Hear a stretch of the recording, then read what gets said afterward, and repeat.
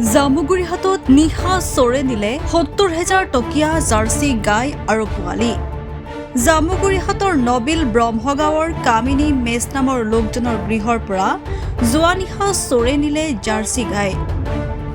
নিশা গৃহস্থৰ টোপনিৰ সুযোগ গ্ৰহণ কৰি চোৰৰ দলে গোহালিৰ পৰা খুলি লৈ যায় প্ৰায় ৭০,০০০ টকা মূল্যৰ ক্ষীৰতী জাৰ্চি গাই গৰু আৰু পোৱালি। পুৱা গোপালক কামিনী মেচে গোহালিত নিজৰ পোহনীয়া গাইজনীৰ সৈতে পোৱালিটো নেদেখি চুৰি হোৱাৰ কথা নিশ্চিত হয়। গৰু চুৰি ঘটনা সন্দৰ্ভত গোপালকজনে জামুগুৰি আৰক্ষীক দাখিল কৰিছে গোচৰ। জামুগুৰিহাটত সঘনাই সংঘটিত হৈ থকা গৰু চুৰিৰ ঘটনাই গোপালকসকলক এতিয়া চিন্তিত কৰি তুলিছে। ঘটনাটো হৈছিল মই যোৱা সোমবাৰে আমাৰ বয়সস্থ গাই এজনী বিক্ৰী কৰিম বুলি এজনী বেপাৰীক খবৰ দিলোঁ। বেপাৰীজন আহি সেই বুঢ়ী গাইটো বিক্ৰী কৰিলোঁ।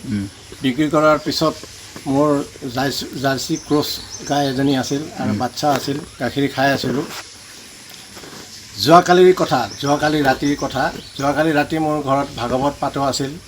আমাৰ বাপসকল আহি ভাগৱত পাঠ কৰি প্ৰায় 12:30মান বজালৈকে ভাগৱত পাঠ কৰি 1টা বজাত খাই বৈ তেওঁলোকে ঘৰলৈ ঘৰা-ঘৰি হ'ল।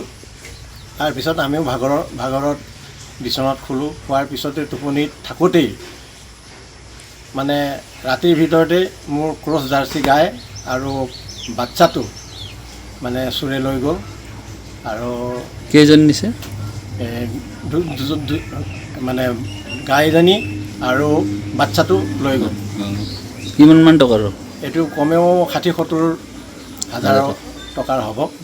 গতিকে আমাৰ এই টোপনিৰ থকাৰ সময়তে তেওঁলোকে সুবিধা লৈ সেই চোৰসকলে চুৰ কৰি নিলে।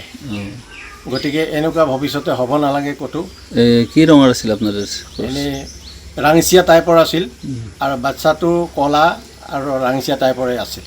হয়, ইতিমধ্যে চোৰৰ উপদ্ৰৱ বাঢ়িছে, বিভিন্ন ঠাইত চোৰ হৈ আছে। কি আহ্বান জনাব আৰক্ষী প্ৰশাসন? সেয়েহে মই সকলো ৰাইজক আহ্বান কৰিব বিচাৰিছোঁ, আমাৰ গাঁও প্ৰধান আছে, গাঁও প্ৰধানক লগত লৈ আমাৰ কমিটি গঠন কৰি আমাৰ গাঁৱত ৰাতি পহৰা দিয়াৰ কাৰণে ব্যৱস্থা কৰিব লাগে বুলি মই সমূহ ৰাইজক আহ্বান জনাইছোঁ।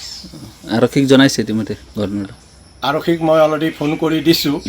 গতিকে ফোনত তেখেতে আমি চাই ল'ম বুলি কৈছে। ঠিক আছে। জামুগুৰিহাটৰ পৰা আনোৱাৰ আহমেদৰ ৰিপৰ্ট, NEView।